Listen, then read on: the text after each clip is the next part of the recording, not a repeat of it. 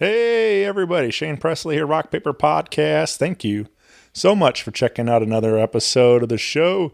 Today's features singer, songwriter, guitarist, author, and all-around nice guy, Thom Donovan.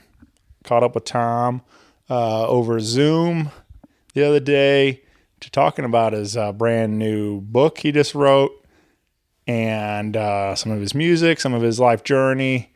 I grew up here in St.Charles, Missouri area, but now living in Nashville. And we'll get into his story.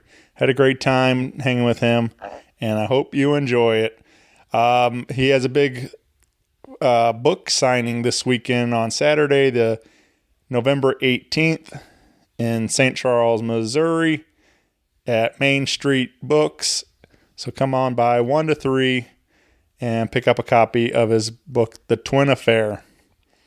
And be sure to follow along with him, thomdonovan.com, Facebook and Instagram for more info. Big thanks again, as always, to my friends at Friendship Brewing Company in Wentzville, Missouri, for all their support. Serving up all your craft beer needs, over 25 rotating taps out there. And I'm sure they have a beverage for you. You can get some to go. They've got little packs of cans to go to take the party wherever you go. Or you can come by and have a good time. Enjoy a beverage, grab some dinner. You got your burgers, nachos, flatbread pizzas, pretzels, and all kinds of tasty eats out there. And you can get some great live music while you're at it. And over the summer, they recently opened their brand new Fly High location in Flint Hill, Missouri, and serving up the same great beers, but all new dining experience out there called the Fly High Kitchen. So come by, check out the Fly High location, and also gearing up to open up another location in Hannibal, Missouri. So big things happening for Friendship Brewing Company. So you can get some live music happening at their Fly High location this weekend on Friday, November 17th. Michael Marciano. Saturday, November 18th, Andy Tucker. And on Saturday, November 18th, Buddy Entwistle will be at the Wentzville location. You can find full details on these concerts, food menu, beer menu, and everything else at friendshipbrewingcompany.com. Be sure to plug in with them again on your Facebook and Instagram for more info. And keep an eye out for some more fun events happening out at Friendship Brewing Company. If you need anything from me, you can always find me at rockpaperpodcast.com. Hit me up on the socials. Email me, rockpaperpodcast@gmail.com. I would love to hear from you all. And with that out of the way, sit back, relax, and enjoy a brand new episode with Thom Donovan. A podcast is kind of like it's like a radio show that's not on the radio. It's on the internet. Does that make sense? Uh-huh. Yeah. That's also like my mom. It makes it sound more confusing, doesn't it? It sounds like this. Hi, this is Thom Donovan, and you're listening to Rock Paper Podcast. Rock Paper Podcast. This is beat paper, paper covers rock. Rock beats is the Shane covers non-stop. Never know what new kind of guest that he's got coming at you.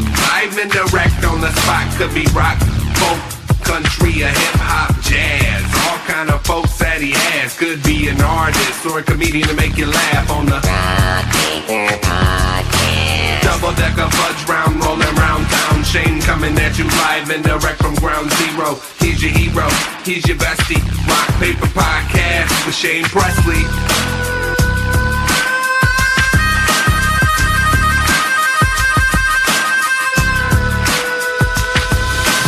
Rock Paper Podcast. Hey, everybody. Shane Presley here. Rock Paper Podcast coming to you from St. Louis, Missouri.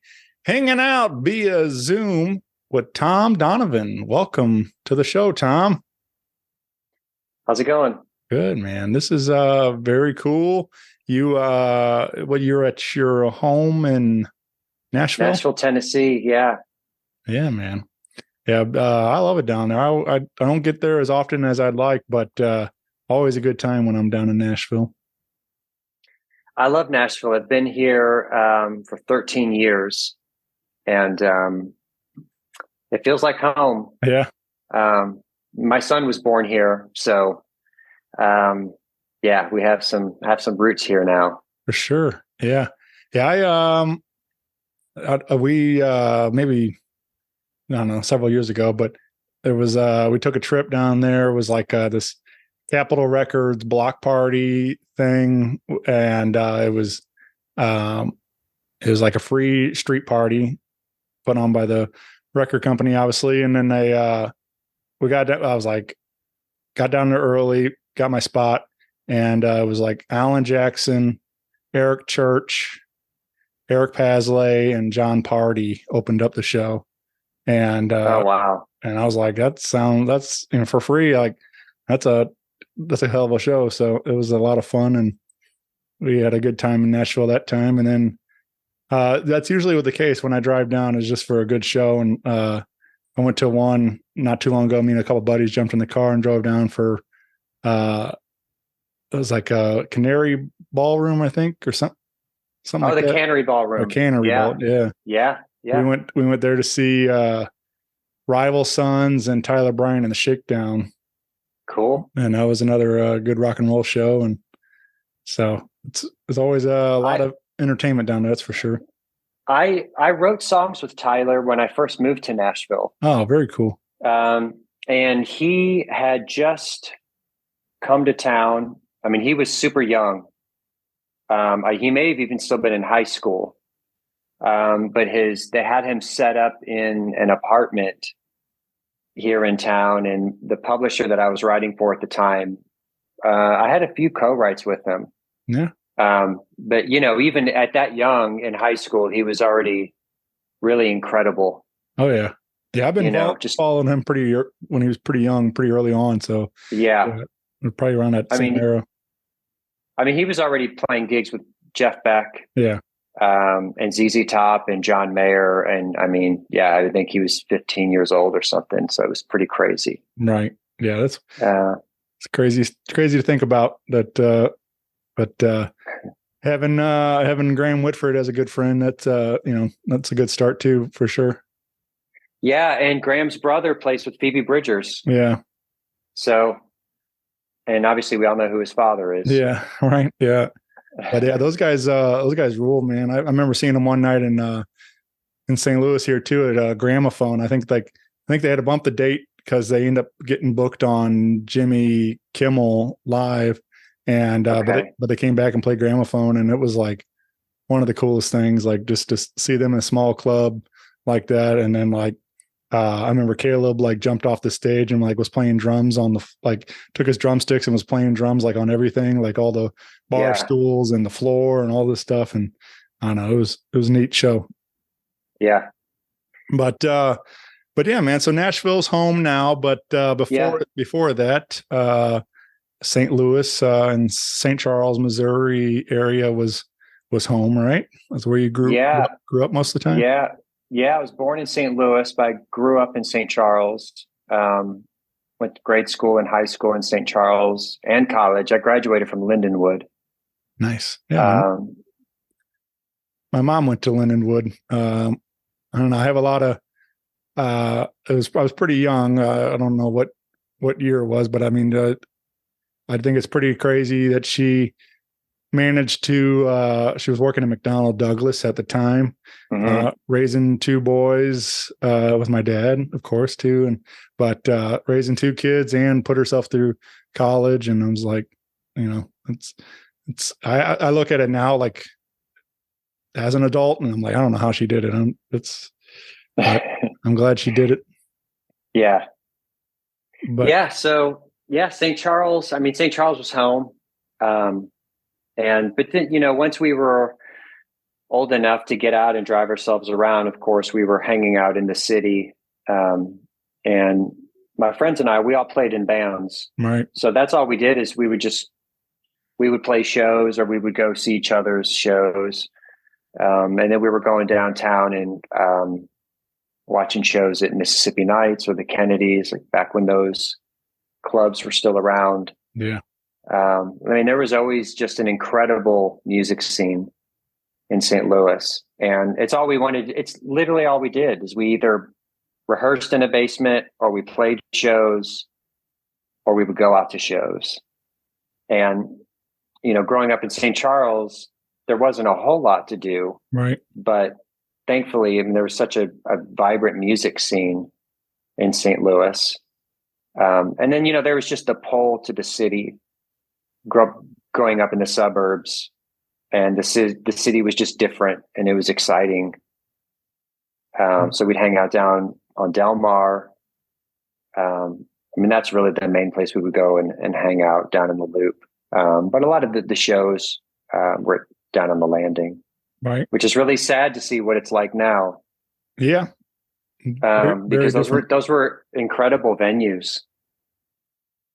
Yeah. Yeah. It's I don't know, I've talked about a bunch, but like I missed out on like the you know, that whole Mississippi Nights era and stuff. Like I didn't really have like anybody in my life, you know, an older brother or cousin or somebody that was like taking me to shows younger. So it wasn't until like you know, really like after high school when I started really like going to a lot more shows on my own.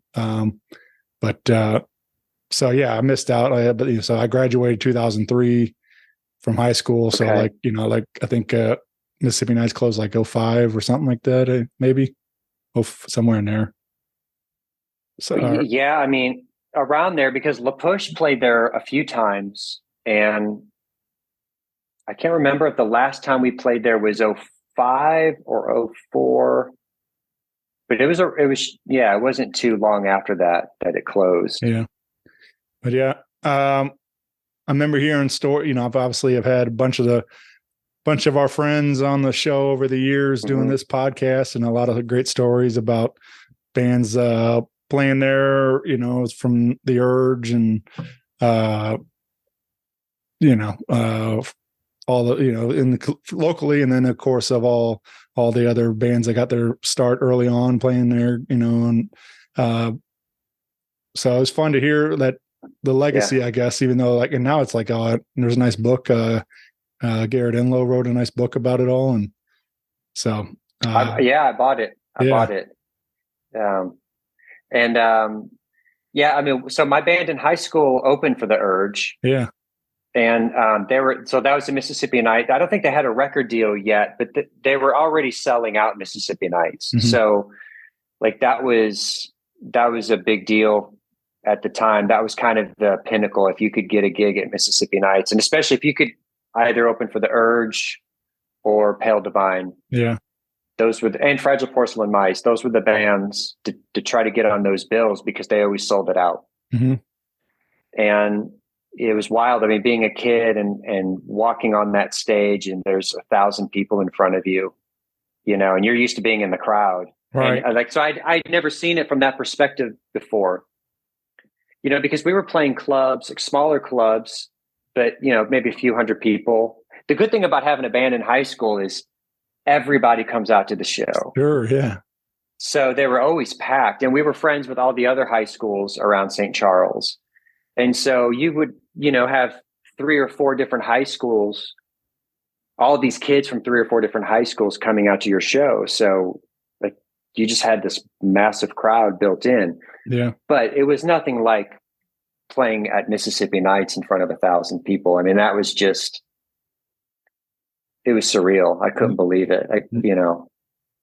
Yeah. I think back a lot about, I had some buddies. I mean, really, that's how I even started doing the show. I had friends at high school bands that went on to start playing a lot of original music, and started supporting them at shows, you know, down to Pops and different stuff. But, you know, that's kind of where the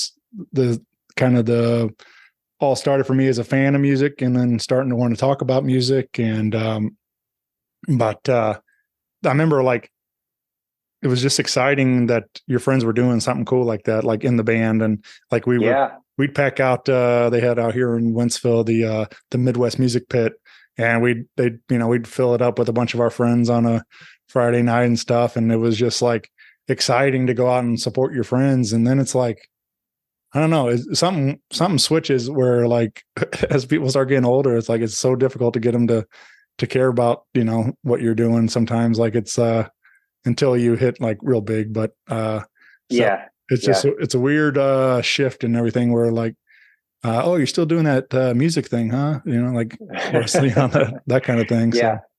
Yeah. But I don't know. It's so that's kind of a bummer. But it is cool when everybody's like super pumped about getting out there to see you, and like so. But yeah, I missed out. I never had a high school band. Never played an instrument. Never got to go to Mississippi Nights. But it's fun to hear all these rock and roll stories for sure. Yeah. So that was it was. The band that opened for the Urge, was that Lapush, or was that a different? No, it was a band called Midlife, which is a really great band name for a high school kids in high school. But my brother was in the band with me, and he and I formed Lapush. Yeah. But there were a few bands in between that high school band and Lapush. But with the high school band, I mean, I always took music seriously. So, when I had that band together, we were going to get a record deal and we were going to go on tour. And that was that was the goal. Like, I was always serious about it from the very beginning. Yeah. And that band, we did okay around St. Louis, and then we drove all the way to New York and played the CMJ festival up there. And so we kind of got out of St. Louis a little bit. And again, we were just teenagers. We had no idea what we were doing, but just hopping in a car and, I mean, it's not even like we had a van or a trailer or any sort of proper touring thing. It was just like pack everything in a car, drive to New York, and we played CMJ. My brother met Courtney Love in a shoe store. Yeah. I think we were somewhere in the East Village, and it was incredible. It was the greatest experience. And so the band, I mean, we never signed a record deal or anything like that, but we had all these experiences of opening for bigger bands, kind of playing outside of our hometown, meeting some people. We ended up signing with we signed with Peter Carson, who managed Pale Divine. And that for me kind of opened a doorway into all of these other avenues, where I started doing guitar work for him out of the studio in his house. And that turned into these other gigs playing with other bands outside of St. Louis. And then Midlife ended up just sort of going away. And then, but my brother and I always carried on writing and recording music. Right. Yeah. So after Midlife, I went to college. But while I was in college, I was doing sessions for Peter. And then he ended up putting me in touch with a group from England, a band called Phono. And then I started playing guitar for them. And that was the first time I was playing in a signed band. And I mean, we were touring all over the world. And I've jumped ahead. I mean, I'm 22 at this point. Right. What, so when did you ever have a real job, or has music pretty much been your job since you were in high school? No, that's it. I mean, I worked not that music's not a real job. I'm sorry, not to phrase it like that. I know what you mean though. Right. No, I mean, so I worked at there was a great guitar store in St. Charles called the St. Charles Guitar Exchange. Yeah. And I worked there. I started working there when I was really young. I was probably maybe 18, 19 years old, teaching guitar lessons. And then I'd worked the sales floor. And it didn't seem like a job. Right. And so all the bands, like all the big bands that would come through, that's the guitar store that they would go to. So everybody, I mean, Rolling Stones, U2, REM, all these bands bought guitars from the store. Oh, wow. And so I got to meet a bunch of really cool people. The owner of the store one time sold a vintage bass to Mike Mills from REM. And REM were touring on the Monster Tour, and Radiohead were opening, because Radiohead, The Bends was the album at the time. And the owner, Dan, knew I was a huge REM fan, and they're playing out at Riverport. And he said, "Do you want to deliver this bass to REM?" And gave me the instructions to drive around backstage. And so I said, "Yeah, I mean, I can't believe this. This is incredible." So I drive over there, and walking backstage, I tell the people who I am. They send me through, and they said, "Well, the band's on stage sound checking. You could just go up and hang out while they finish." So I sat on a road case on Peter Buck's side of the stage, and there's REM having their sound check, and Michael Stipe is just walking around. The band is playing, he's not singing, and he looks over at me, and I mean, it's probably obvious that I'm out of place. I mean, my jaw's probably on the floor. Right. And he walks over to me and introduces himself. He says, "Hi, my name's Michael." I said, "Hi, I'm Tom." And he sat on the road case next to me, and Michael Stipe and me watched REM sound check. Nice. That's wild, man. So that, I mean, that was my job all the way through college. Mm-hmm. And then when I began touring with Phono, I would just come back and work shifts at that job, sort of in between runs. But yeah, I mean, music has been, that's been everything. Yeah. It's been it's all I've ever wanted to do. I mean, when I first picked up a guitar, I just knew instantly. Yeah. I was just thinking, like, I mean, that's just really cool to hear as a fan, and just as enjoying what you guys are doing, because to hear that you knew that young, like, and decided, like, I'm going to make this my life, like, and it's paid off, like, it's so it's just, I don't know, I just find that really cool, like, because I'm pushing 40, and I'm still trying to figure out what I want to do with my life. So, but to know that young, that catch the bug, I guess, the itch, that make this music your life. So that's cool. Yeah. Well, I mean, I was really young when I was 12 years old when I got an electric guitar. I mean, I had a guitar when I was maybe 3 or 4 years old, like a little toy plastic guitar. But I mean, I wasn't playing it. I was just sort of banging around on it. But when I was 12, all of my friends were skaters, and I wanted a skateboard. And that's all we would do, is just, go to the park, listen to punk rock music. And my friends would ride around on skateboards. And so I wanted a skateboard. And I remember going to the skateboard shops with my mom and looking at the boards, looking at the trucks and the wheels, and you could kind of customize everything. And she had a lot of anxiety about me riding around on a skateboard. Yeah. And so she suggested, how about a guitar? And I said, instead of a skateboard? And she said, yeah. And I said, sure, why not? And so we just looked at the JCPenney catalog and picked out a guitar. And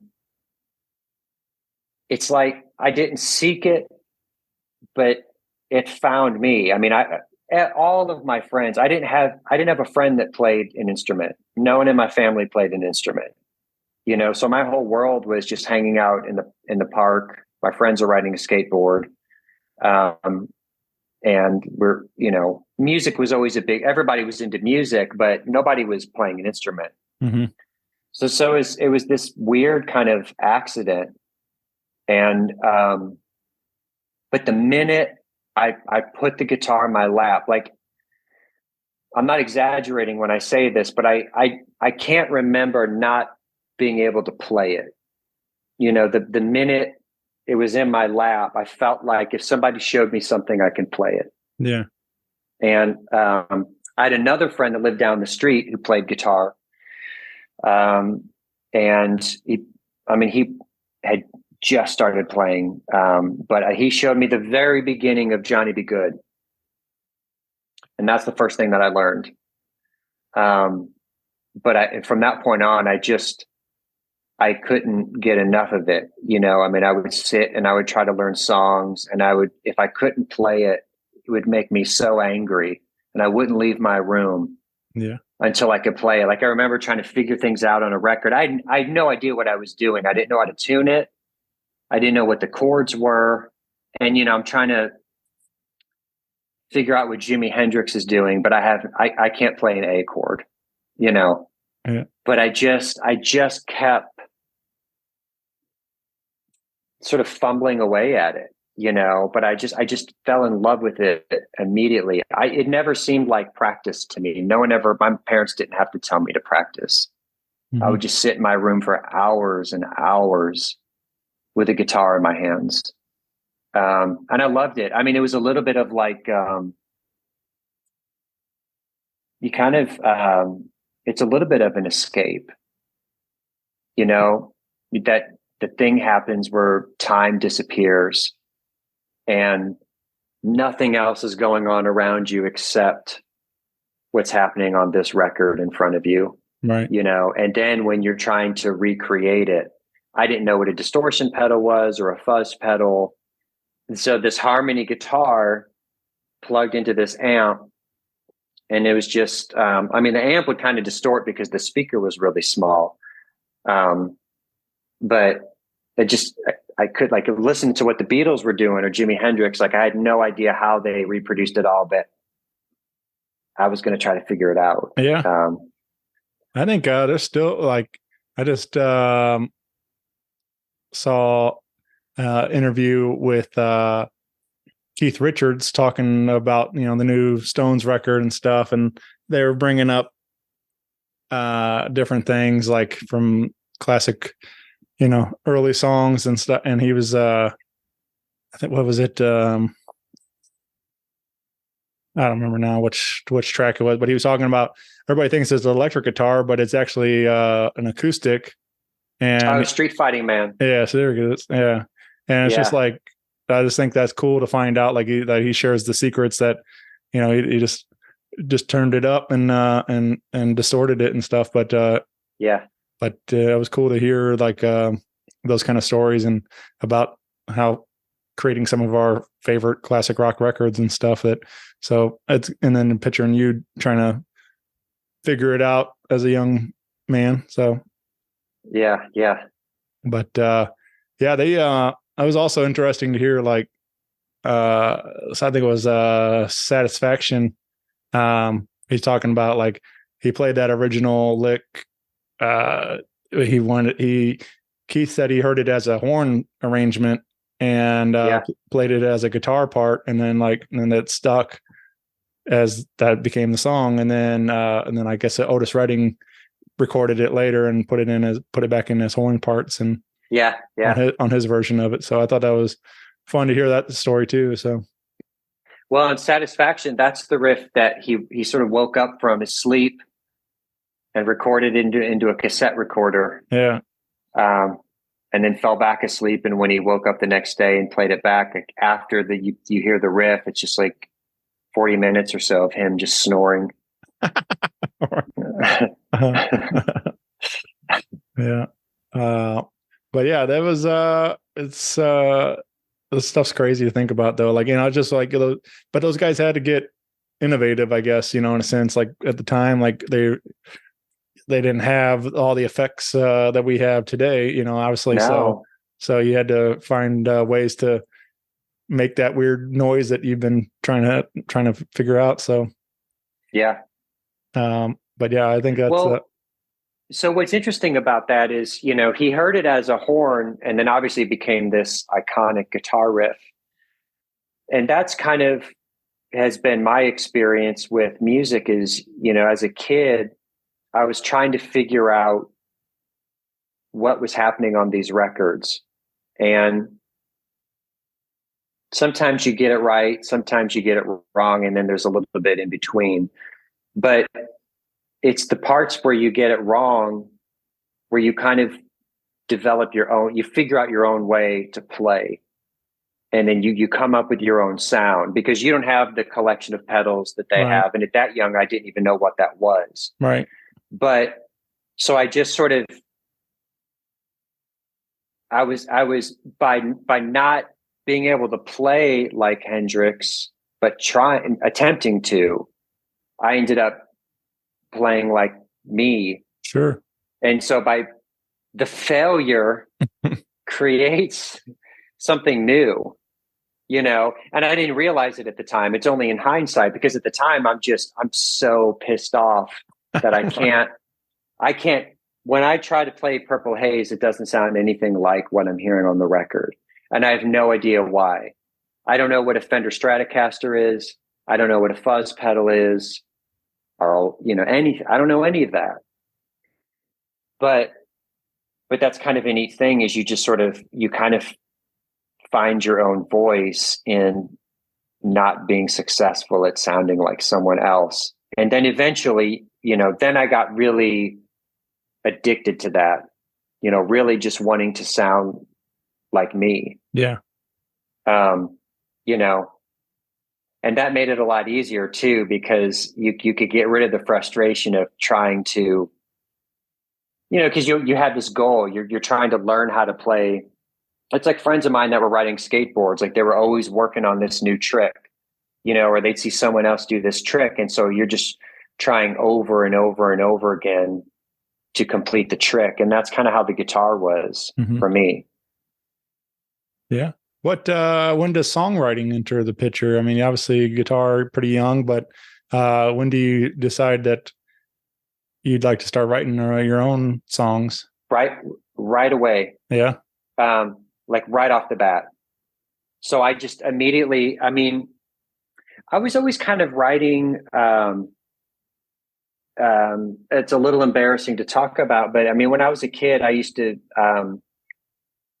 just sort of imagine myself this is before I played guitar, but I would imagine myself on a stage, or I'd make up, bands or draw fake album covers in a notebook, And so when I had the guitar, I would start writing lyrics out in a notebook. And especially once someone showed me the basic chords, I started taking guitar lessons. And once I learned the basic chords, just, C, A minor, G, and just someone said, you could essentially take 3 or 4 chords and write 100 songs with just these chords. I just started doing all kinds of combinations of those chords. And I wasn't doing anything fancy, but just playing through those chords, kind of humming a melody, writing words down in a notebook. And so that was right from the get-go, because again, being unsuccessful I couldn't make myself sound like Jimi Hendrix.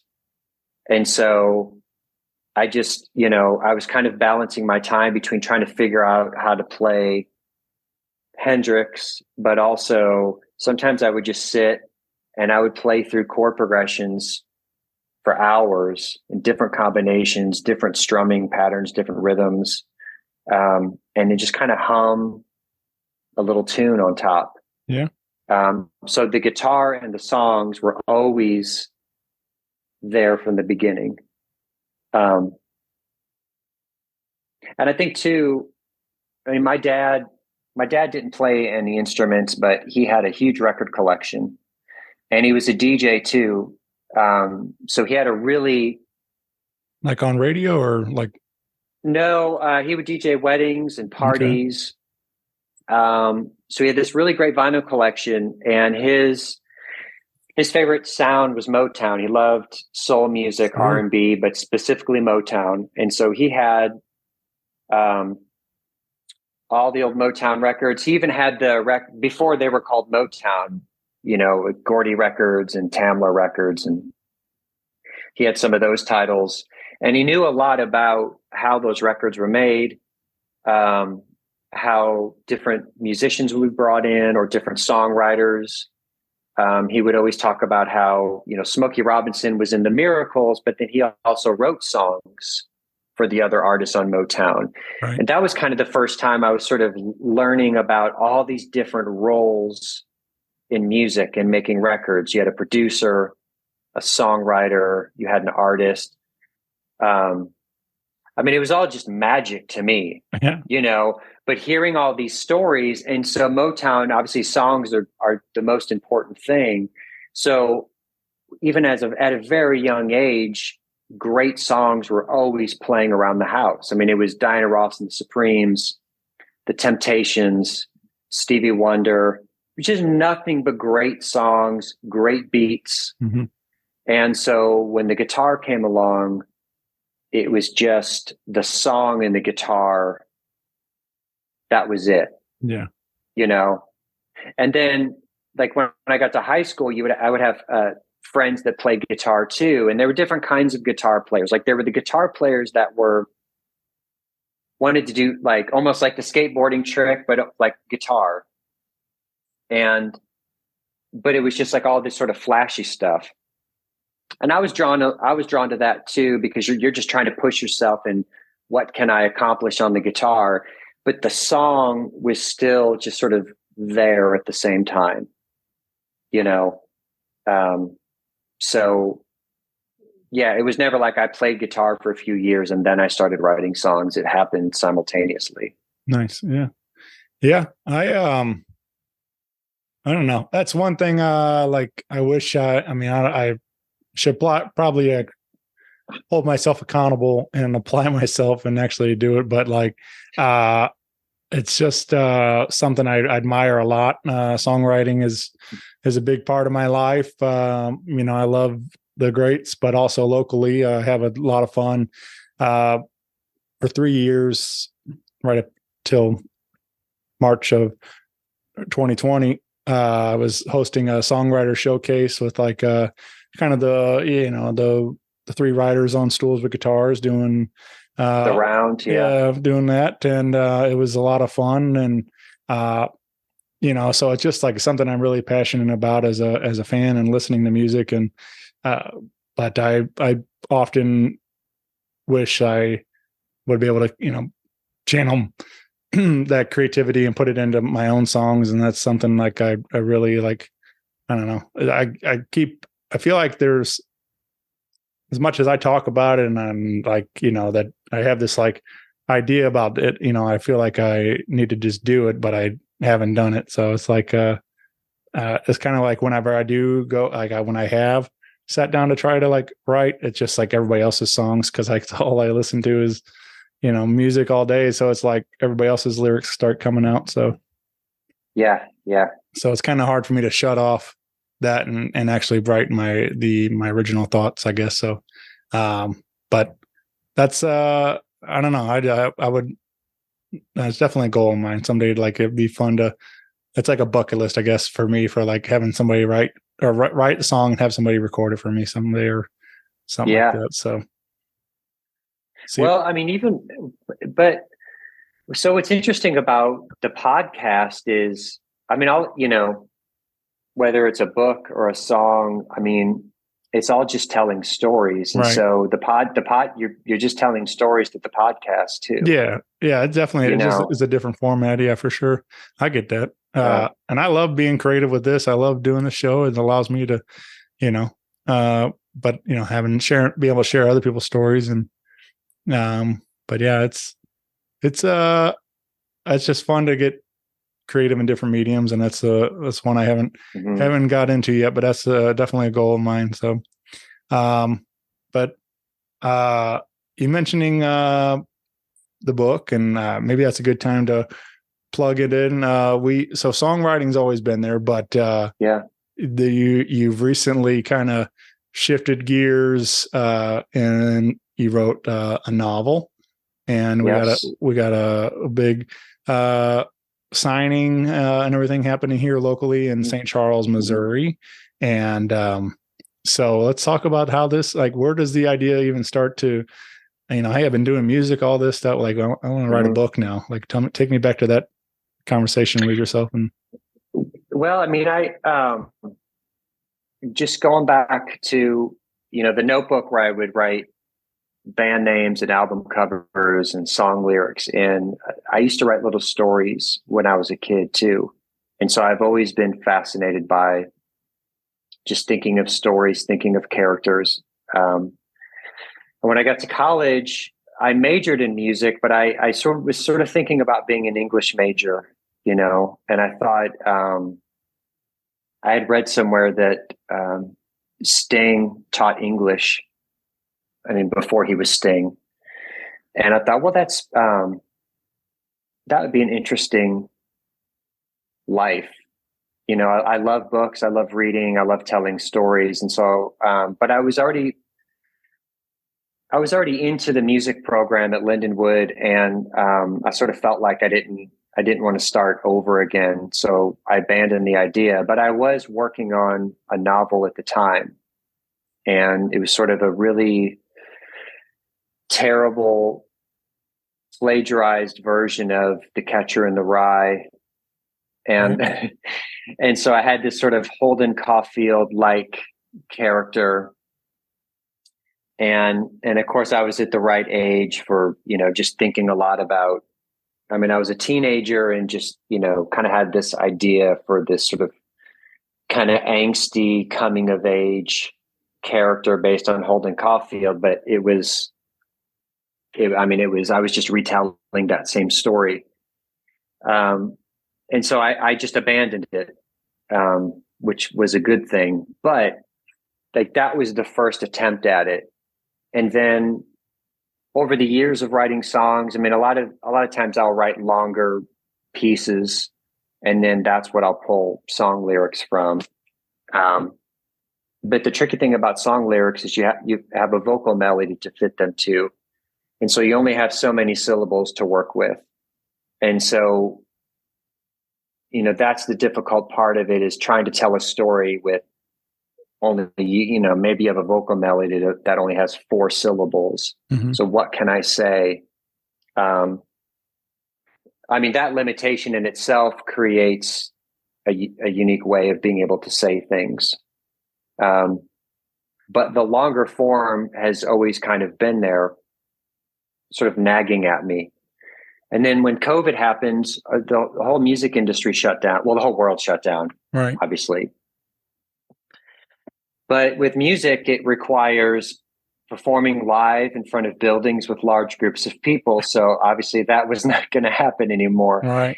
And so everything shut down, and, we weren't touring or doing sessions, or, just work was just, everything, there was just nothing.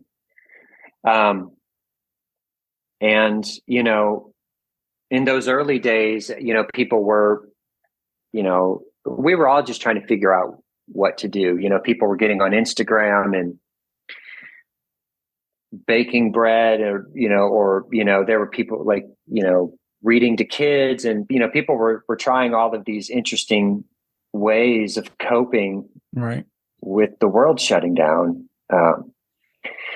So I would go into this room that I'm in, which is where I write and record primarily. And I had this idea of just these characters. I just had these characters bouncing around my head. And I just started with a couple of character names and how one character would be related to another character.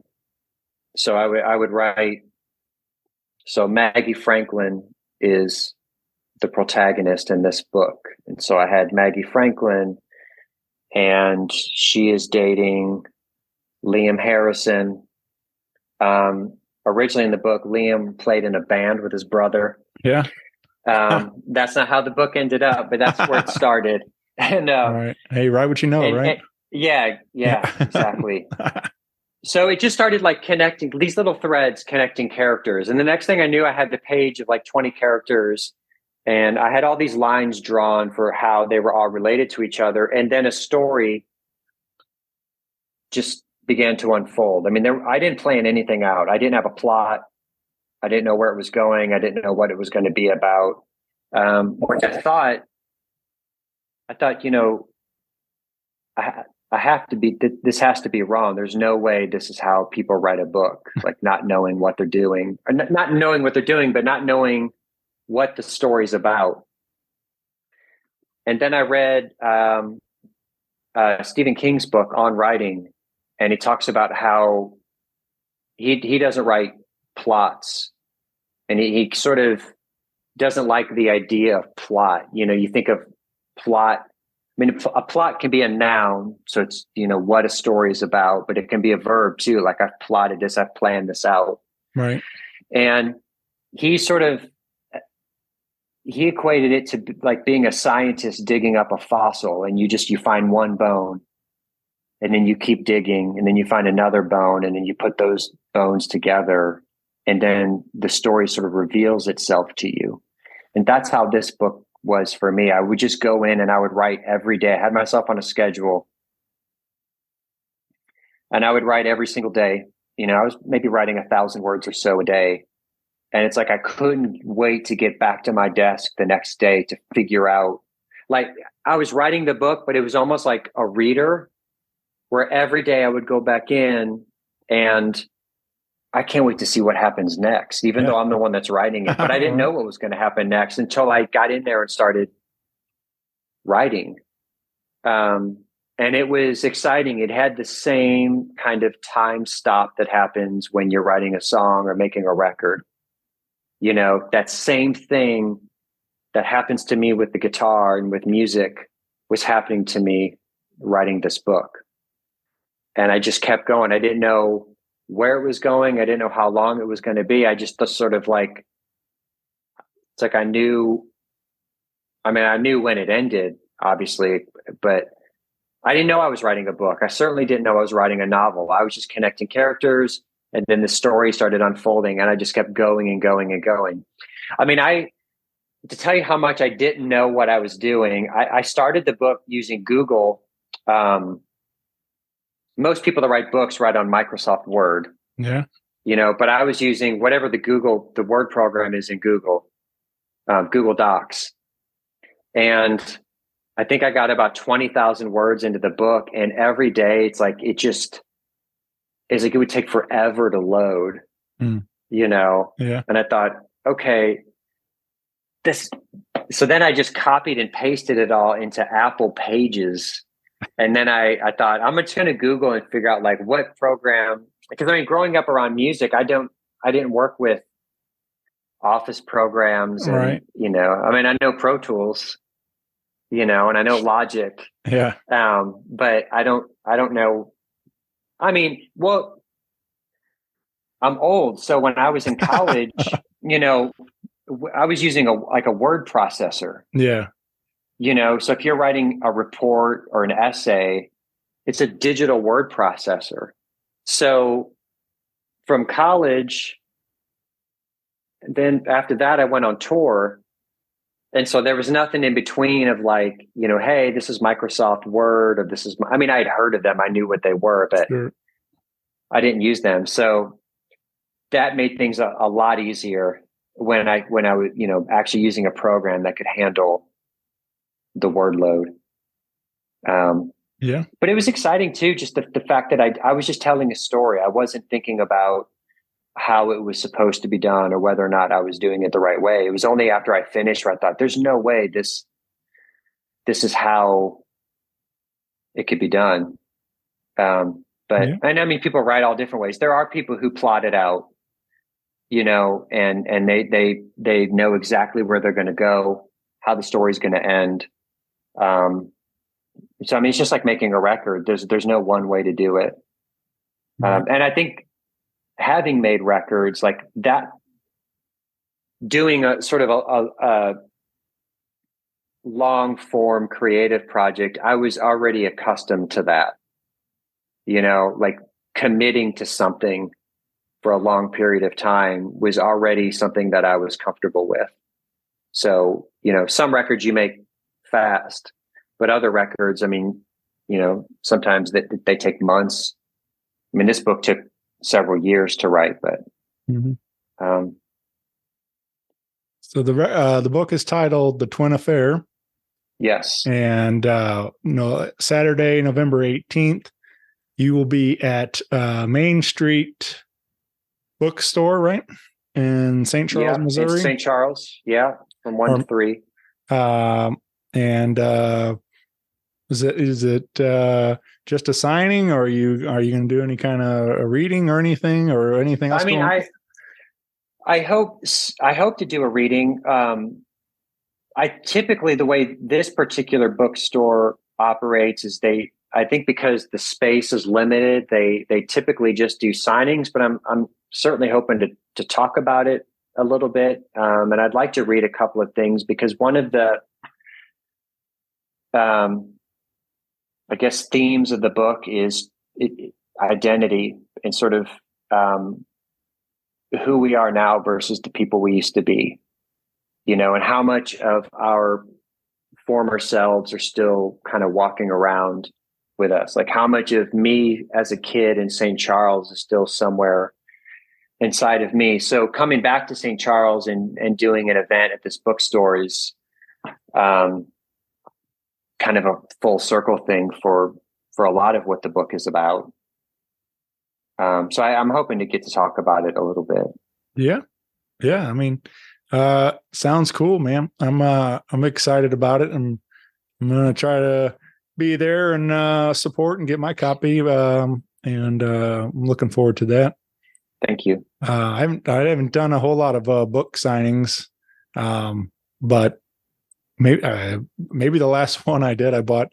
I'm a big stand-up comedy fan, also, and I bought Jim Gaffigan's book. Cool. Dad is Fat, and he I forget he did like a little Q&A kind of thing with somebody at this little theater, and it was just a really cool experience getting to sit there and listen to him talk about it a little bit, and then he signed our books for us, and so but yeah, so I don't, like I said, I'm not. It's not something I do a whole lot, but it's fun whenever you get a chance to, especially meeting the authors that are writing these books and stuff, and so that's going to be a fun day for sure. Yeah, I'm looking forward to it.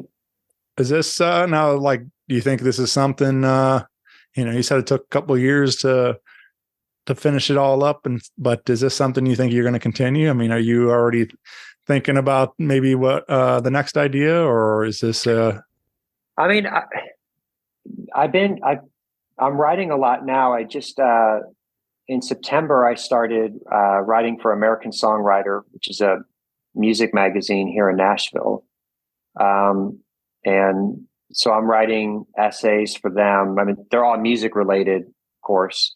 Mm-hmm. So I'm writing constantly. So yeah, I mean, I kind of feel like it's interesting because the book's called The Twin Affair, and there are these sort of parallel stories happening in the book, right? Where the Maggie Franklin, the main character, her boyfriend is a novelist, and he writes these Cold War era spy novels. And so this novel that he's written, events that are happening in the novel are also happening in real life with Maggie as well too. And so thinking about these kind of parallel lines in a sort of strange way, that's kind of how my life has turned out with music and books, because books are, telling stories was maybe beginning with the Motown stories with my dad, right? And then writing songs. I mean, that's just telling stories. You're just putting it to music. it's like these two, like the book thing has sort of kind of been there over my shoulder, and then it finally caught up to music. So now I'm doing both. Right. So it's just kind of, but again, just like the book, I mean, I didn't plan it out. Right. You know, if the pandemic doesn't happen, I don't know if I write the book. I don't know if I ever write a book. Because I don't know that if I ever would have forced myself to take the time to just stop everything else and just do that. Mm-hmm. Or if I even could have. But now that I've done it, I just fell in love with the process. So yeah, I mean, I'm constantly writing these days, and, you know, I mean, I'm not thinking about, I'm so focused on this book right now that, you know, I don't know what the future holds for Sure. another one, but yeah. But I'm definitely writing constantly. Yeah. Yeah. I think, I mean, do you think about too, like the different, I mean, obviously you already, you said it for the magazine and stuff, but like as far as like even auto or biographies or any, you know, other forms of writing like that, does that cross your mind? Like, I haven't thought about it. Yeah.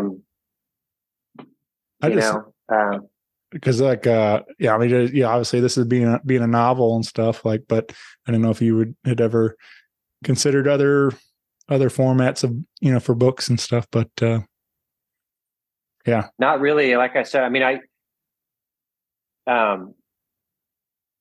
well, it was always fiction though. I mean, even when I was younger, when I was, you know, trying to write a book in college, it was fiction. So, which is interesting because writing these pieces for the magazine, of course, it's nonfiction. And so, you know, I'm writing about different albums or different bands, different artists, or different kind of, like I have these pieces that I'm working on right now about Britpop.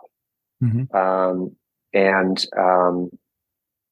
But not just about the band or the records, but also just a lot of what was going on politically and culturally with all of these scenes, you know, and, you know, in England, especially, there's like class consciousness is a big deal. And so this was showing up across how the bands would present themselves, what they were writing about, the types of audiences that would go to the shows, how they were marketed. So what's neat about music is, you know, you've obviously a great song or great record that can be enough, but usually, especially behind really great records, there's usually this really interesting story that's much larger than music. And I think that's why a lot of songs and albums never go away. They're timeless because it doesn't matter what part of the world you live in. It doesn't matter what time period you live in. These are things that every generation just continues to struggle with. Yeah. It's why a lot of stories that we tell are the same stories over and over again, you know, because we keep, you know, whether it's struggling to pay your bills or raise a family, and then of course, in dire consequences, there's conflict and war and political adversity. But all of these things, we just keep telling the same stories over and over again. And the songs and the albums that really connect with people, it doesn't matter. You don't have to be from England in the 1990s to be able to feel something powerful happening in some of these records. You know, I think if you listen to Bittersweet Symphony and what Richard Ashcroft is singing about, you don't have to, that's not a 90s sentiment.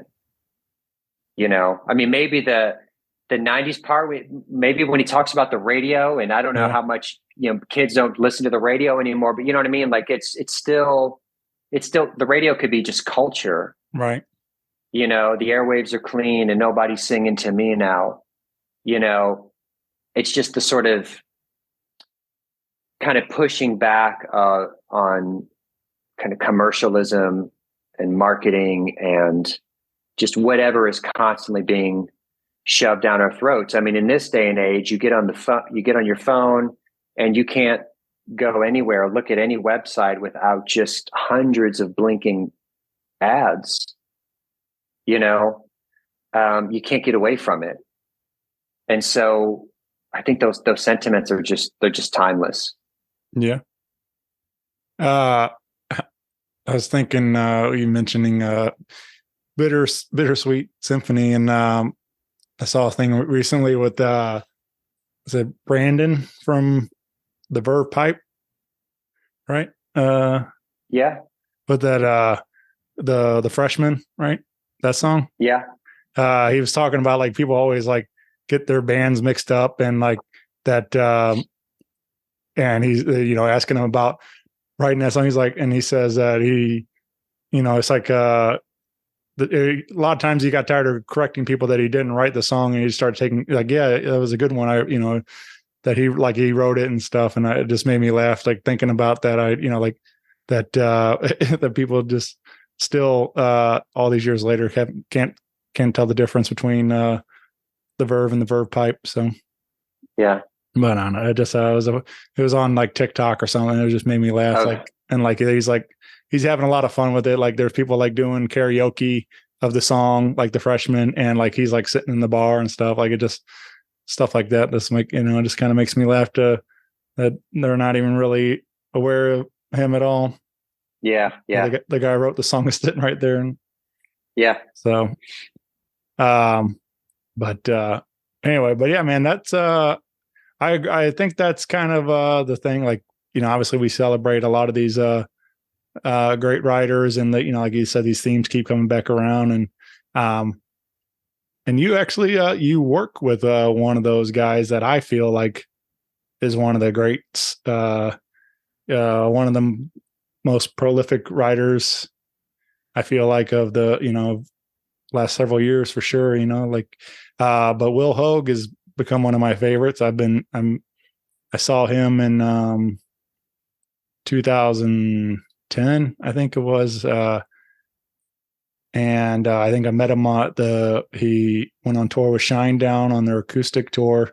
And I think that's the night we first met. So, but since then I've been able to see him in a bunch of different rooms, and I'm just a super fan. And you've been touring with Will for like the last 8 years or so, right? Something like that. About 6.5 years. 6.5 years. Well, I mean, so beginning in 2017, yeah. But I met Will in 2007 or 2008. So Lapush had just split up, and I had a friend that was a mutual friend with his manager, and he said Will was looking for a new guitarist to tour. So I drove to Nashville. I was still living in St. Louis at the time. I drove down to Nashville and met Will, auditioned, and got the gig. And then I got back to St. Louis, and we had a couple of phone calls, just sort of plotting out. He was getting ready to make a record, and the record, it would be The Wreckage. It wasn't titled at the time, but that's the record that it would end up being. Right. And he said, I guess Bruce Springsteen was going to be involved on the album. And he invited me down to play on a couple of songs. And then he wanted, talk to me about being the guitar player for the tour. And then after a few phone calls, like I just stopped hearing from him. And I didn't know what was going on. And then my wife read that he was in he was in an accident. He almost died. Yeah. He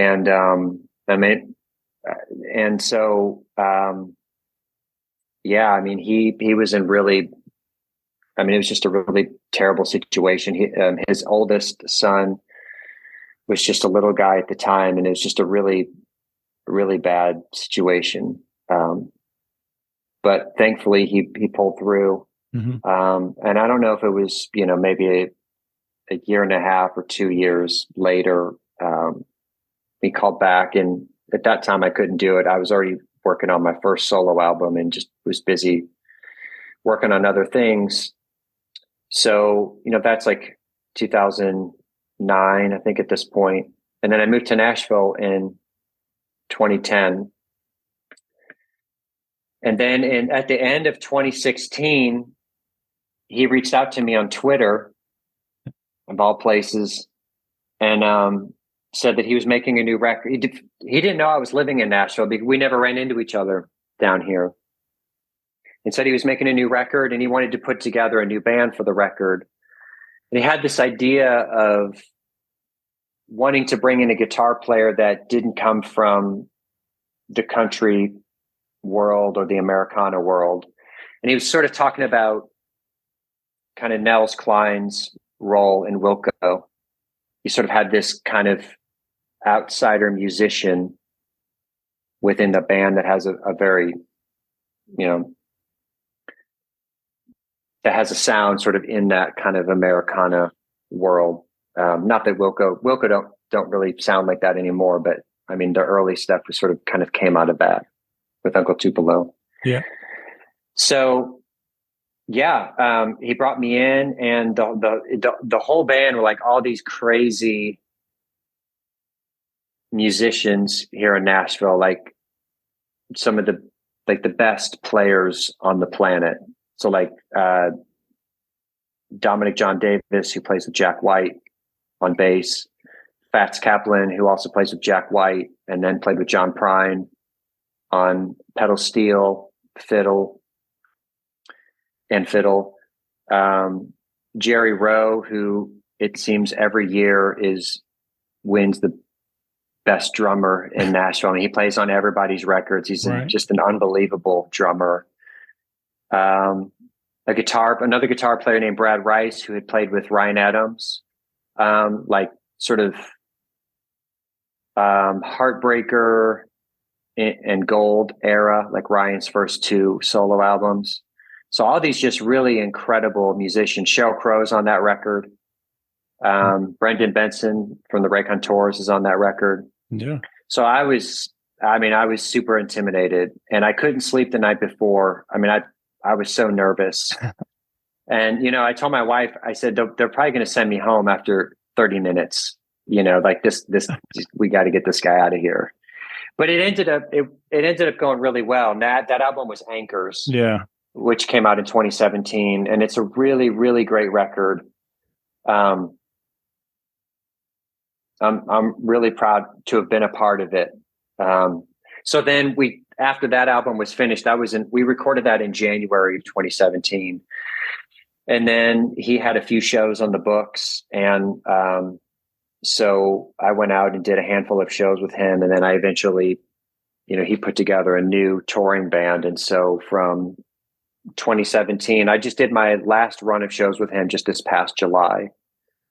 It was about 6.5 years. Obviously the pandemic is in the middle of all that. So for that year, we did a few studio things, but we weren't touring, in 2020. Yeah. But yeah, it's been incredible. I mean, I've done 4 albums with Will. And then I've done a handful of records for other artists that he's produced, that he's brought his band in on, toured all over the world with him. It's been it was a really great experience. Yeah, man. Yeah. I don't know. Like I said, I'm a giant fan. I really, he had me hooked at the beginning with, I like the songs a lot, but a line stood out that I met him at the merch table, and he goes, I went to go support and buy a record, and he goes, the CDs are 1 for 10 or 2 for 20. So, and I was like, and it was like, just that the sense of humor about it all. Like he just a very quick wit, and And that's what I always loved about his shows is like it's half comedy almost. Like he's the storytelling in there and mixed with comedy and the great music, and it's just very entertaining. And but yeah, a lot of fun for sure. Yeah. So I can imagine being on the road and being a part of that, it'd be a lot of fun. It was definitely. Yeah. So but through all that time and a lot of this, we haven't mentioned yet, but you've been you write and record your own music. You alluded to the working on your solo record, and there's five solo albums. Mm-hmm. Yeah. And in April of this year, you released a brand new single, and let's Over the Sky.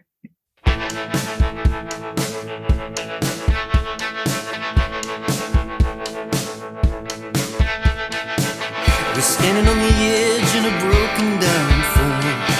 You came walking in and told me to get reborn.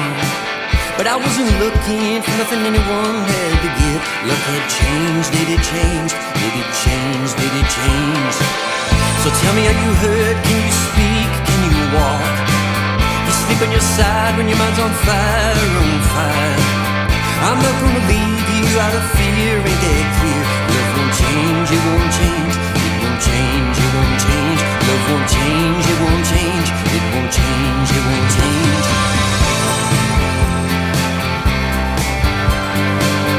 Talk about youth, the good old days, those were the days. We don't look the same, but I still think you're beautiful. You know that feeling when you're high on a fast life. Love won't change, it won't change. It won't change, it won't change. It's not dark, it's not dark. Yeah, there's still a spark in a whispering song.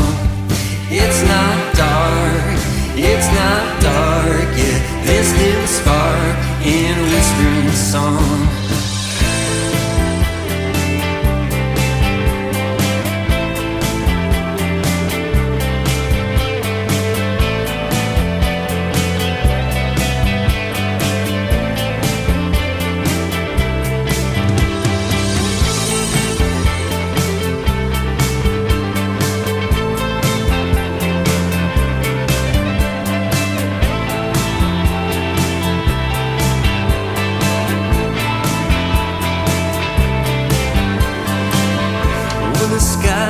Setting for the day. It looks the same in the backyard 100 miles away. I hope I don't burden you when you hear me say love won't change, it won't change. It won't change, it won't change. Love won't change, it won't change. It won't change, it won't change. It's not dark, it's not dark. There's still a spark in a whispering song. It's not dark, it's not dark. There's still a spark in a whispering song.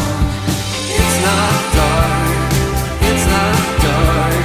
There's still a spark in a whispering song. It's not dark, it's not dark. There's still a spark in a whispering song.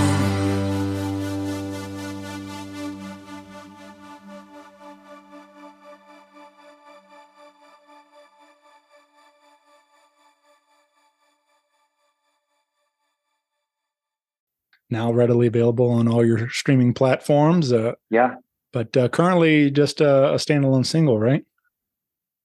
Yeah, because I put out the last album I put out was Timekeeper, right, which was released in 2021, and then and that was a little bit more, more of an acoustic album, and then Over the Sky came out in April.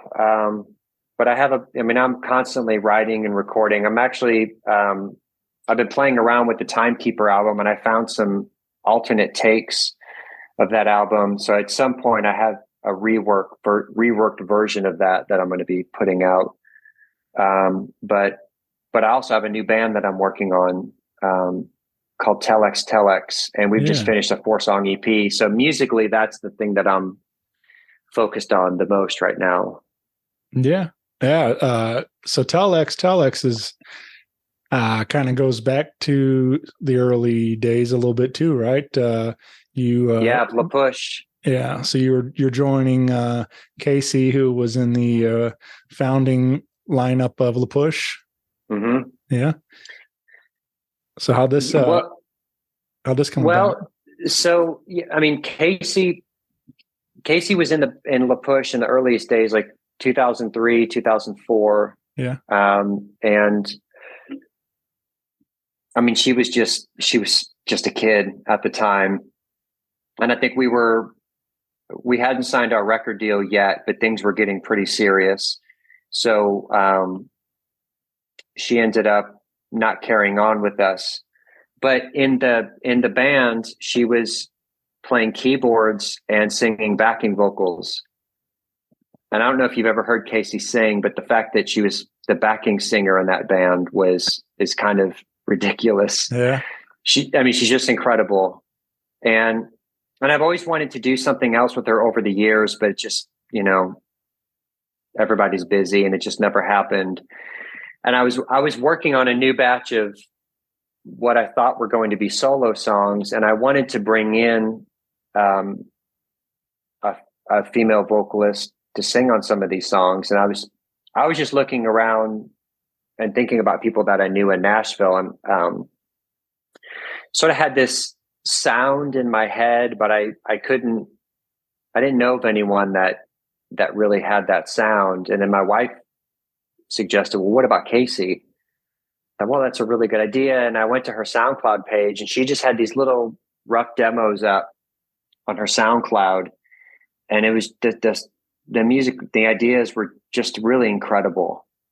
And so I reached out to her, and again, it was just going to be her singing on some of my songs. But when she recorded the first one and sent it back to me, it immediately sounded like something. Yeah. This wasn't going to be my solo project featuring Casey Basil. Like it didn't seem right. And so I reached out to her and said, would you want to form a band? And she said, yeah. And I said, I think it should just be the two of us. It should just be a duo.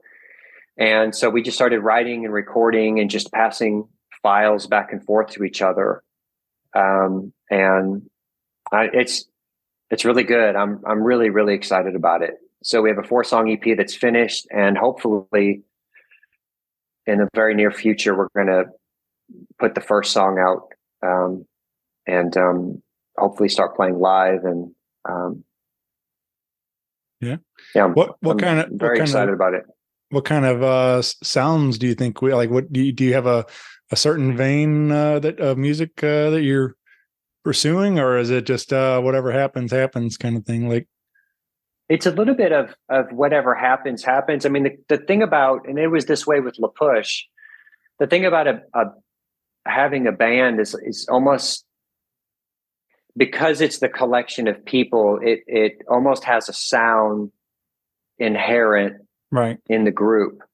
So like in Lapush, we didn't really, we knew what kind of bands we were into, but we didn't really sit around. My brother and I didn't sit around and say, like, we should sound like this. Yeah. Like, we knew the records we really loved.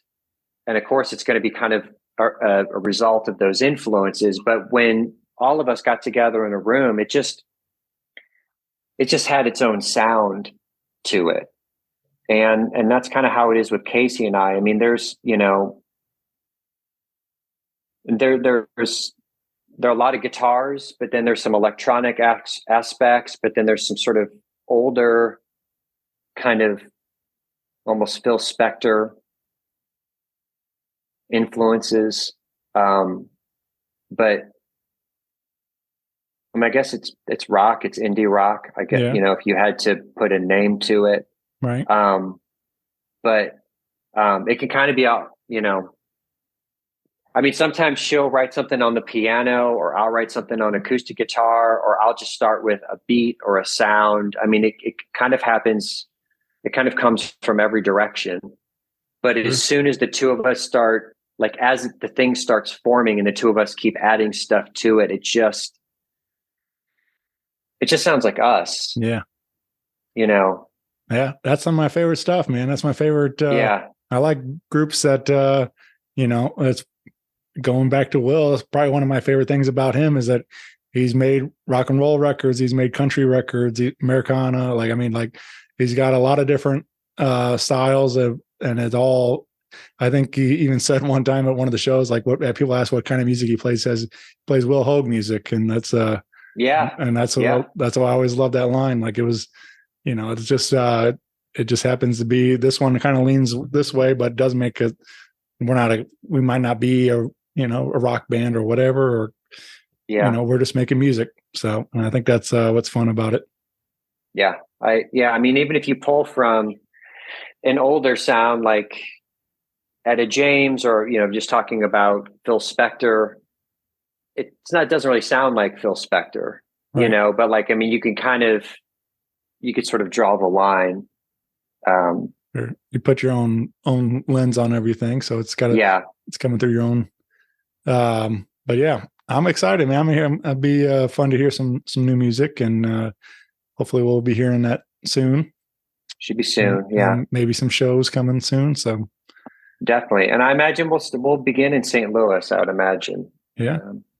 And you can find, I know the socials popped up the other day. We got the, you can get plugged in on all the usual spaces, your Facebook and Instagram, right? And I think, I think there's a Bandcamp placeholder ready to go for you when it goes. Yeah. For Telex Telex. Yeah. Yeah. And I think all the social media handles are we are Telex Telex. I think that's that's what they're called. But if you follow me, I'm going to be talking about it. So sure. You can get there through my Instagram. Yeah. Yeah. You can get plugged in with Thom on the socials as well, and find out more about the book. Do you think, do you think the book, you'll be doing more? You're trying to do more signings too with this also? Yeah. Like you're trying to get out? Yeah, would like to. I mean, we did a private event in Nashville the week before the book came out. But we're working on a public event in Nashville, and maybe a few other cities too. So I want to get out as much as I can. And it's available. I mean, it's available at all of, any indie store. And if the indie store in your city doesn't have the book on its shelves, they can order it for you. And I don't know if you're familiar with this website, but there's actually, I'm going to make sure I have the right name. If you go to bookshop.org, do you know that website? I'm not familiar, no. Okay. So think of it like Amazon or Barnes and Noble, but it's for indie bookstores. Okay. So you can order online at bookshop.org, and like whatever city you live in, like if you were in St. Louis and you wanted to order from Left Bank Books, I mean, obviously you could just go to their website and order from them. But you could also do it through bookshop.org. And it's a way where you can support indie bookstores, or even if you don't even know what your indie bookstore is, but you just want to support it, you can plug in your city and it'll give you a list of stores, and you could just order it right there. So it's like the Amazon of the indie shops, nice. Which is pretty cool. But it's at Amazon, Barnes and Noble, all the big places too. Mm-hmm. And I've done a little bit of that with this is the book here. Yeah. I've done a little bit of that with records. Like it's nice when you can you order a vinyl and it'll tell you like you can order it from Vintage Vinyl or Euclid or whatever, all the different so that's always neat to be able to directly support your independent record stores here and stuff, or bookstores, and like, that's the way you should be. You should get out and support them, keeping them alive.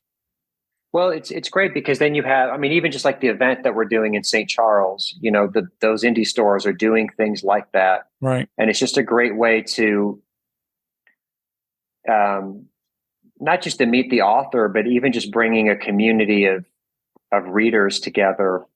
And typically the people running those bookstores tend to be really helpful. I mean, it's like the person at the record store where, you know, you could go in and even if you're not really sure what you're looking for, you know, you can get some sort of recommendation from someone that you trust. And so, you know, I love a bookstore. I could spend hours in a bookstore. We have a really great one here in Nashville at Parnassus called Parnassus. Yeah, so if you can support an indie bookstore, it's always helpful. But I mean, also I understand the ease of Amazon and Barnes and Noble, and just like I understand the ease of going to Spotify and pressing play. And so, you know, for me, you know, I just hope people check the book out. And so, you know, however people want to get it, I'm okay with. You ever think about doing like a audiobook version of it, reading it or anything? Well, I mean, I haven't done an audiobook for this. I thought about it. I don't know if I will or not. I'm not sure. I mean, I can do it in the studio, but I mean, that seems like a massive project. Yeah. You know, all right. I just heard Arnold Schwarzenegger talking about reading his book. And like he's talking about how how difficult it was just because it's, you know, it's not always how you speak, well, you know, you as it's written. And so he's like trying to read it and, you know, and it's just like, so it's funny hearing him, like, especially with the, you know, his accent and stuff, just hearing him like get frustrated with himself that he, you know, reading these words and stuff. So, yeah. But yeah, I can imagine that'd be, quite the process trying to, especially doing your own book and stuff like. Yeah. But, I think I'd almost rather have somebody else. Do the reading. Morgan Freeman, maybe. Well, the other thing is, you know, the main character, Maggie's a female. And so I almost think a woman should read the story. Yeah. All right. You know, because so much of it is from her perspective. And I mean, I'm not trying to skirt the work, you know, I'm not trying to get out of the work, but. All right. Yeah. If you had a, you know, just a dream, who would you like to hear reading it? Who do you think would be a good? Oh,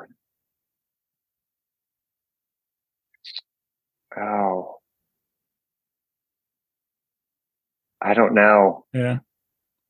Maybe, I have no idea. Yeah. I don't know. I'd have to think about that. Yeah. Yeah, I don't know. I just, it'd be kind of fun, you know, another thing to continue to promote this book and stuff. But, yeah, I don't know. I just think I haven't really got into that, but I know, like, just like podcasting, that Audible and a lot, you know, there's a big market in these audiobooks and stuff too. So yeah, I mean, a lot of people. You know what?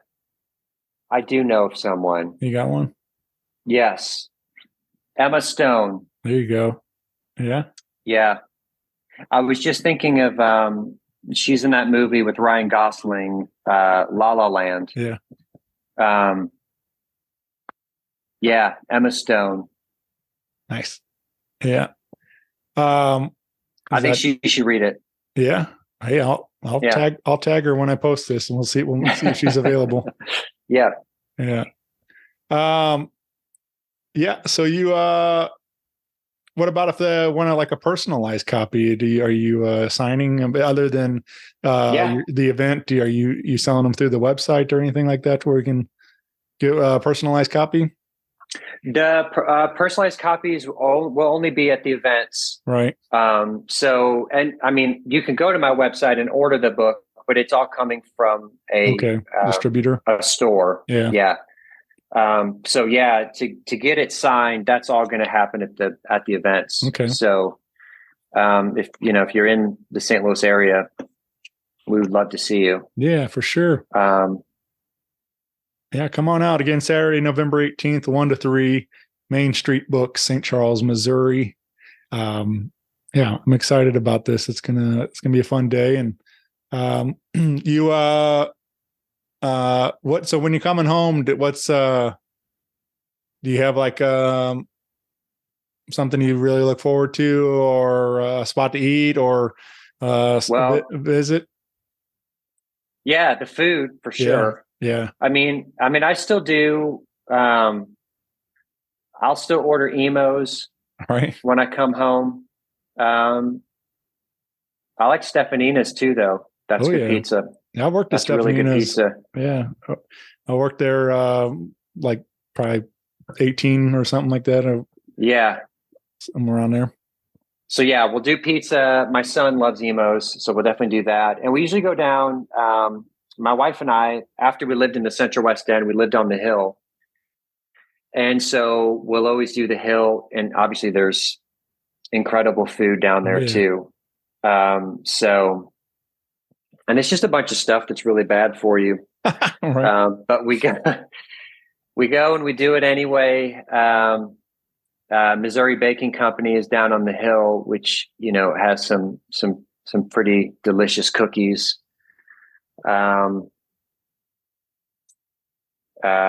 Great sandwiches down there. Yeah. I miss seeing the Cardinals. I haven't been to a Cardinals game in years. Mm-hmm. So I really miss going to a Cardinals game. Although they were not very good this year. So yeah, maybe it was okay that I didn't go this year. Yeah, all right. I went to a game not too long ago. I forget, towards the end of the season there, September or something. But Lucas Nelson was in town playing at Del Mar Hall.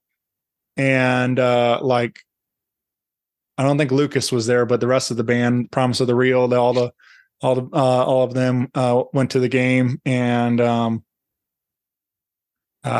they put them up on the screen and stuff. And I was just like, I just thought that was cool that they had the off night in town and they went to the Cardinal game. So it was, just cool to see that other people coming to support the city and stuff that way. Yeah, I love it. I mean, obviously growing up in St. Louis, I love the Cardinals. I watch them on TV all the time. Went to the games all the time, went to the Old Bush Stadium. Saw the Mark McGuire years, and of course, Albert and Yachty. And then, back in the day, just with Ozzie Smith and Willie McGee. Yeah. It was just, the Cardinals were always, have always consistently been a competitive team. No matter what's going on in the season, the stadium is always packed. Yeah. So it's just a really fun atmosphere down there. So I miss it. Yeah. I have to get back. Yeah, for sure. What, you mentioned your son, is he getting into music, or? Well, he loves music. I taught him the guitar, and we mess around in the studio. He likes to make beats. He loves electronic music. He's a gamer. So, any sort of music that is in his gaming world, he's a big fan of. Yeah. But he's an actor. That's kind of his main thing. Yeah. But he's a great storyteller himself. He's always coming up with characters and stories, and around the dinner table, we always improvise stories with each other, with Julian and my wife, Madeline. But yeah, he's fun. Yeah. Super fun. yeah, just I didn't know, if he.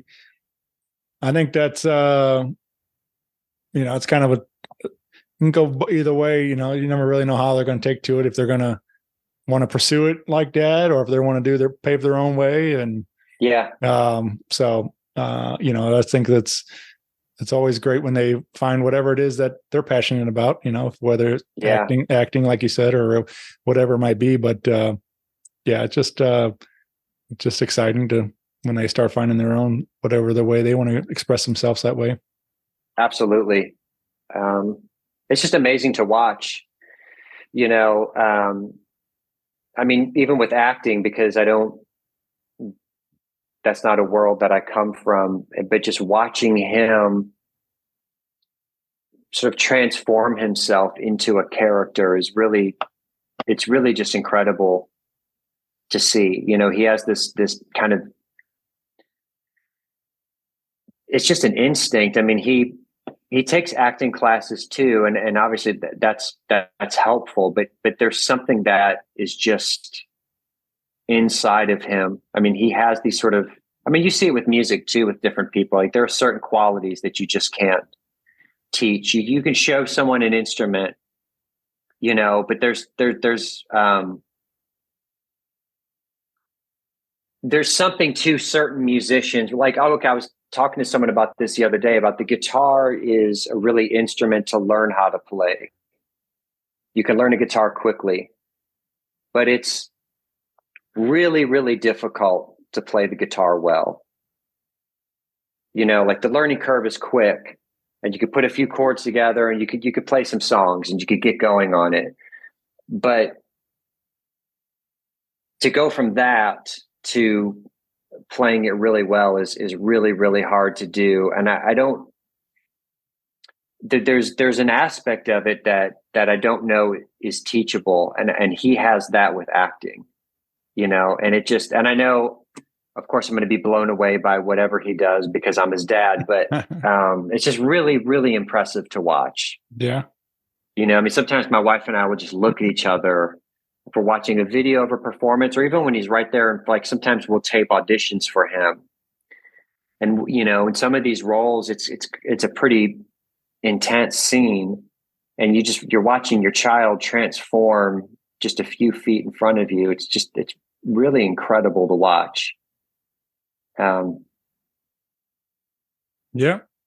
I've been thinking about it for a little while. It's been on my mind, but talking about also, I thought about it earlier when you mentioned your dad being a DJ and in music and stuff, and supporting you entering music and at a young age, and Mm-hmm. and then now with this conversation, I just recently saw this comedian Andrew Scholes. I don't know if you're familiar with him at all, but No. but he's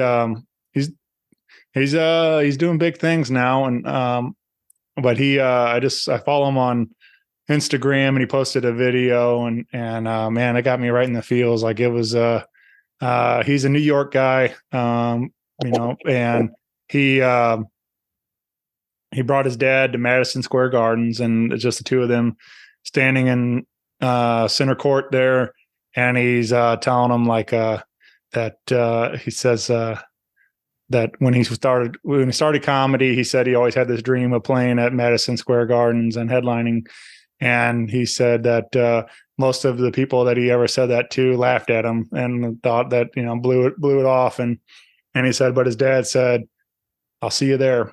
And he said Wow. that, it was like, I said, like, that meant the world to me that you were there to support me through this, the whole process, and you believed in me. And then he goes, so I brought you here today to tell you that when my tour comes to New York City, I'm headlining Madison Square Gardens, and I want you to be there. So so I was just like a super, cool moment to be able to share that with his dad, and just like I said, really I got choked up, man. It was just it's a beautiful moment, whether for if you know his story or not or anything, but it's just a cool thing to small town, or not small town, but a kid starting off in New York and had the dream, and now he's making it happen. And It's incredible. He sold out Madison Square Gardens in 2 hours, and they announced a second show, and I was just like, it's pretty impressive. It is. But yeah, so hopefully, I would hopefully that you'll have a similar, thing. I don't know if, I just think that was really neat to be able to have, maybe I'm not a father, but, I think about my dad and, got me into music the same way, so, listening to his records and things. And so I'm making me want to, I don't know that it's not going to be, Madison Square Gardens level, but I don't know what that moment would be for me, but it'd be cool to have that moment with my dad, to pass that on like that. So, yeah, I mean, my dad passed away in 2006. Yeah. And, so he never met my son.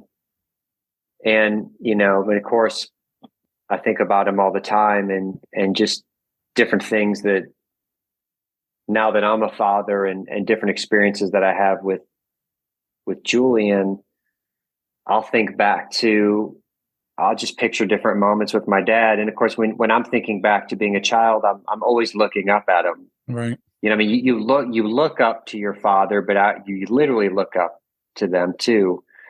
And I think about different moments with Julian or different moments, that I've had here in Nashville with music. I mean, my dad would have loved to drive down to Nashville. He wouldn't have been happy that I moved away from home, but I think he would have loved coming down here and exploring the city. I mean, he loved music. And, if it wasn't for him, not just with music, but also telling stories, those Motown stories, like I don't know that I have the life that I have if it wasn't for him, because that was so impactful at a young age, to just be a kid and sitting around and, like music wasn't a passive activity in our house. You don't put a record on and then go do something else while the record plays in the background. The record, that's the activity. Yeah. So we would all sit in front of his stereo system. All the records would be splayed across the floor. And I'm just looking at all the album jackets. And of course, it's all vinyl. So it's like you are reading all the credits and, and just listening. And then he would point out different things in the song, like listen when this vocal happens here, or the sound of the strings, listening to I Hear Symphony by Diana Ross and the Supremes and listen to the strings on the track. And, it was just, it was so impactful and it changed. He didn't know he was doing that. He loved music and loved sharing it with his family. But for me, it changed everything. It made me feel something that nothing else in my life made me feel that way. Yeah. And that hasn't gone away. And even after, being in the music business for as long as I have, and I haven't lost that sort of kind of childlike wonder of music. Like I still get just blown away by a song or a guitar player. I remember before the pandemic, I was playing guitar for a good friend of mine here in Nashville named Ruby Amanfu, she sang on my single Shipwreck. And we were in the Dominican Republic playing with John Prine. And I remember sitting on the side of the stage watching him perform. And I couldn't believe it's, I couldn't believe what I was seeing and what I was hearing, that these songs, this guy is just full of song, or he was full of songs and full of stories, and being able to just watch that close I felt like a child again. You know, I was so excited to be there. I was so moved by his music and his songs. And it was just an incredible experience. So I'm grateful that I haven't lost that side of it.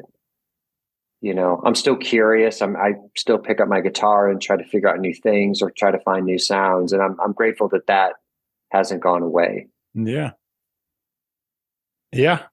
I'm with you, man. I love this stuff. I love music, and I'm always, I love the idea, never knowing what you're going to find. Like, just, I love going to shows and discovering new artists all the time, and or grabbing a new record and hitting play and hearing, just going for the ride and like seeing where this record's going to take me. And, those kind of things, like, it's just, so very much that same excitement and curiosity, like you're saying, about just like the first time I heard these records from these. So still chasing it. Yeah. I kind of laughed. That's a funny sentence though to me, like that. That you're saying you're in the Dominican Republic with John Prine. Like, it's just that's a pretty wild thing to think about, just that, got to experience that, just that obviously you've been able to do a lot of really amazing things in your career, but just like that's just a funny sentence to me to think about, like that, it's just that music led you to that point. It's pretty wild. Yeah, well, and that sort of, yeah, I mean, it was surreal for sure. For sure. It absolutely was. And I mean, the whole festival, Brandy Carlisle was there, Emmylou Harris, Lucinda Williams, Steve Earle, Tyler Childers.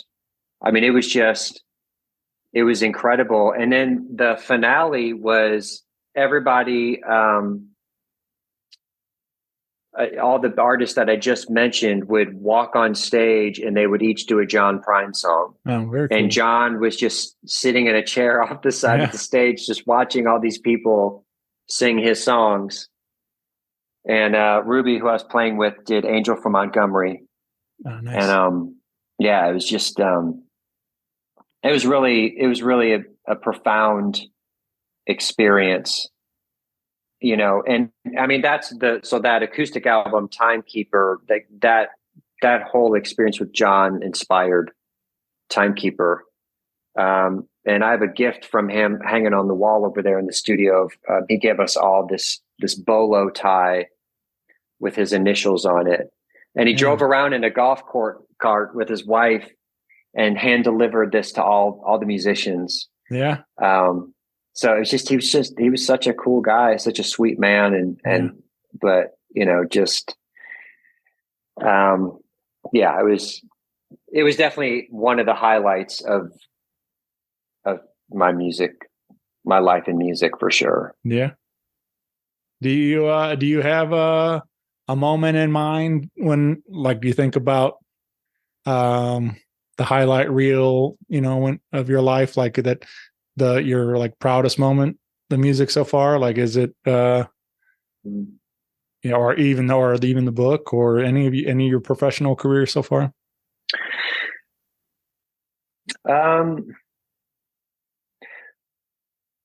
Well, I mean, when Lapush played on the Carson Daly Show, that was a big moment for us. Yeah. Because just being starting in a room with a group of friends and writing songs, like the idea that you'd go from there to playing on late night a late night show on TV was, especially coming out of St. Louis, because I mean, we didn't grow up in a place we didn't grow up in New York City or Los Angeles or Nashville, and bands would get signed and, but it wasn't such a regular thing. Right. Because it wasn't like you're not living in a music city or an entertainment city. So that was really, I mean, that was a special moment, and then obviously the John Prine moment. There was another time where I played guitar for Ruby, and also Brandi Carlile, and my wife was in the crowd at that show, and I told her after I got off stage, like I felt like I was floating. Like there are two voices. I've never heard two voices that beautiful in my life. I mean, I couldn't believe what I was hearing, and they're just beautiful, beautiful voices. So that's definitely was a highlight too. Yeah. And the book. Yeah. I'm really proud of this book. It's the hardest thing I've ever done. Yeah. Because no one can help you with a book. Right. Like I'm not saying making a record is easy, because it's not, but I mean, typically you have some people helping you out. Right. But I'm really proud of this book. I think it's a really good story. I think, thematically, there are the themes of identity. It's also looking at sort of how frail democracy is and things that are happening with authoritarianism and Western governments. There's all of that sort of thematic kind of big picture stuff, but then it's also just just a really good story too. And I think it's, there's an international crime scheme. There's a little bit of murder. I think it has it has something for everyone in this book. Yeah. Sorry, I'm trying to get to my charger. I just got an alert. My laptop's about to die, so I didn't want to. Oh no! I didn't want to lose everything, so I'm still listening. I just okay. I apologize. I should have had this already done. No, you.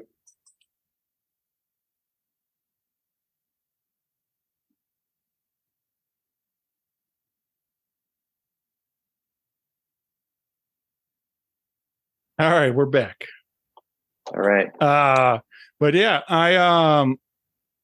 Thom, this has been incredible, man. I really enjoy this chat. I appreciate you being so generous with your time and hanging with me. Thank you for having me. This of course, yeah. You again, you can find the book. What was the website again? For the independent stores. Well, if you go to my website, ThomDonovan.com. That'll lead you there. Yeah, all of those stores are listed. I have links to all of those places. So bookshop.org is where you can order from indie shops. And of course, you could also just go into your local indie shop, and if they don't have it on the shelves, you can order it too. But it's available, everywhere that you can buy a book. Mm-hmm. And it's on Goodreads as well too, for readers that are on Goodreads. It always helps to leave comments and ratings and all of that stuff. That's especially on a place like Goodreads, it's always very helpful. Yeah. And then of course in St. Charles, November 18th. Yeah. Main Street Books from 1 to 3. I'll be there. Main Street will be selling the book. I'll be signing the book and hopefully talking a little bit about it too. Yeah. Well, very cool.